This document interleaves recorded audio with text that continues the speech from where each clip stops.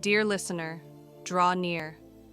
Let your heart find a quiet space as we enter the timeless story of Ruth, a tale woven with love, loyalty, loss, and the gentle hand of providence. Let the worries of your day drift away, like leaves floating down a quiet stream. Open your heart to the peace this ancient story offers.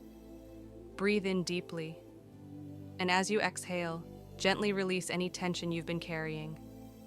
Let the rhythm of my words guide you into rest, into stillness, into peace.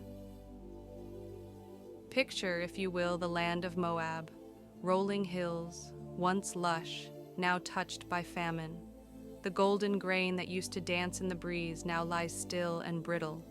A hush has fallen over the land where laughter and harvest once thrived.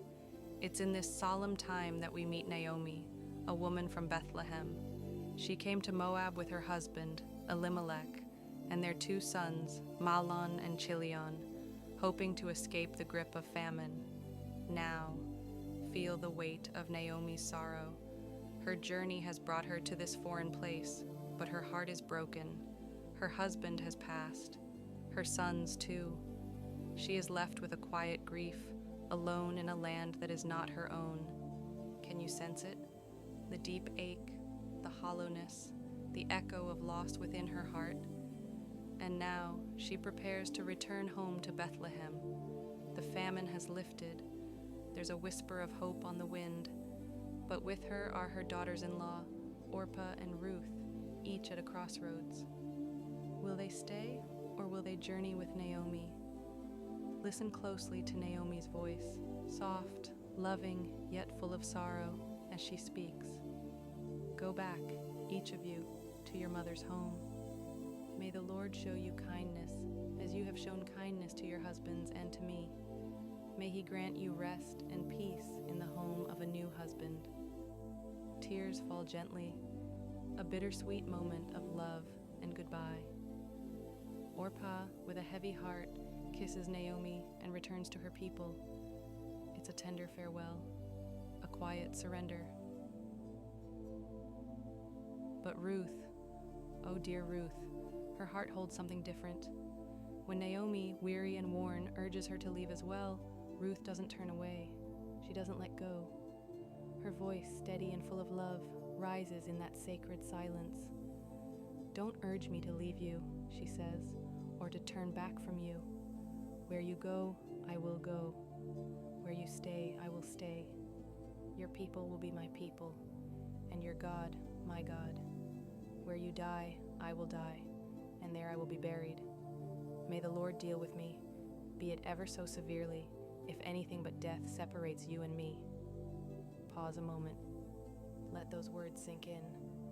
They are words of devotion, of covenant love. Feel the strength in her voice, the steady resolve, the tenderness. Naomi moved deeply, sees it, this unwavering love. And though her heart is still cloaked in grief, a small ember of warmth begins to glow. She is not alone. And so, together, they journey to Bethlehem. Their steps may be slow, but they are sure. They carry one another forward, with love, with trust, with hope. Now imagine Bethlehem, its streets buzzing with voices, the rustle of robes, the eyes of townspeople curiously watching. Naomi, once well known here, returns, changed, a widow, and beside her, a foreigner, Ruth. Feel Ruth's quiet courage as she steps into this unfamiliar world. She's a stranger, dependent on kindness, but she is steady, determined. Soon she goes to glean in the fields, gathering leftover grain to provide for herself and Naomi. Picture her under the warm sun, her hands reaching for each stalk with care. Sweat on her brow, dust on her feet, but dignity in her every move. Listen to the field symphony, the rustling of barley, the distant clink of tools, the low murmur of voices. Breathe in the earthy scent. Feel the humility in Ruth's task and the quiet strength that carries her through it. And then there is Boaz. See him as he enters the field, a man of wealth, but more than that, a man of honor. His voice, strong yet kind, greets his workers. "The Lord be with you." They respond with respect. Boaz's eyes rest on Ruth. He notices her grace, her quiet work. He asks about her, not with suspicion, but with interest, with compassion. He walks toward her and speaks gently. "My daughter, don't go glean in another field. Stay here, close to my women. I've told the men not to touch you." Feel the safety in those words, the unexpected kindness offered to this vulnerable soul. And Boaz continues. He ensures she's treated well. At mealtime, he invites her to eat. Bread, wine, roasted grain, simple offerings that speak volumes. She eats, full and thankful. Before she leaves, he heaps grain into her shawl, a generous, weighty gift, an act of pure care. Can you feel the shift, the glimmer of security, the growing sense of something beautiful taking root? When Ruth returns home, Naomi listens, and something stirs in her again. Hope. The kindness of Boaz is more than a gift, it's a sign. Naomi, wise and thoughtful, begins to plan. "My daughter," she says, "should I not seek rest for you, that it may be well with you?" Picture her guiding Ruth. "Washington, put on your best, go to the threshing floor, but wait, let him finish eating, then lie at his feet." There's risk here, vulnerability, but also deep trust. Ruth listens, her voice soft, certain. "I will do whatever you say." Her love is steadfast, her faith brave. The stars shine overhead as Ruth steps into the night. The threshing floor is quiet, the workers asleep. Boaz lies resting after a long day. She approaches, quietly, reverently, and lays at his feet. Hours pass. Then he stirs. "Who are you?" he asks. "I am your servant Ruth," she whispers. "Spread the corner of your garment over me, for you are a kinsman redeemer." And in that moment, a sacred request is made, not just for marriage, but for protection, redemption. Boaz's reply is gentle, reassuring. "The Lord bless you, my daughter. Don't be afraid.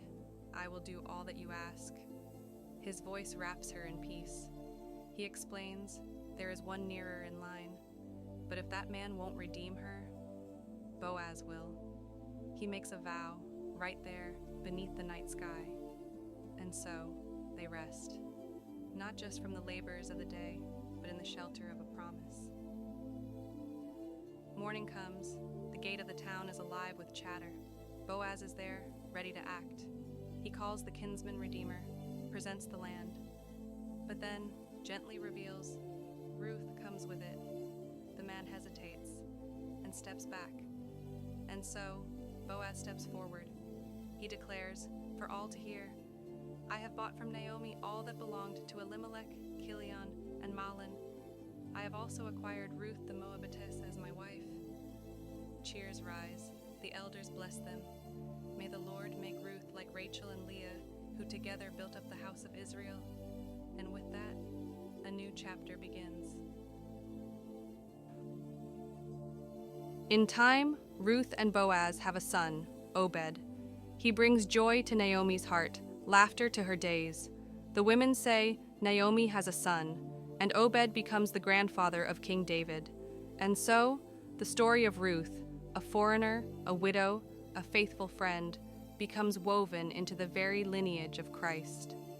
Let this story rest in your soul, a story of loss, of loyalty, of redemption. And as you drift into sleep, may you find comfort in the truth that God weaves beauty from brokenness, that His providence gently guides every heart that trusts in Him. Sleep well, dear listener. You are never forgotten. You are always loved. Lord, thank you for the story of Ruth, a quiet testimony of loyalty, grace, and redemption. Thank you for seeing us when we feel unseen, for guiding us when the road is unclear, I pray for the one listening tonight, that you would give them rest, heal their weary heart, let peace fall on their soul like gentle rain. Let them sleep knowing you are with them, always. In Jesus' name, amen. Sleep well, beloved. Until tomorrow night, good night.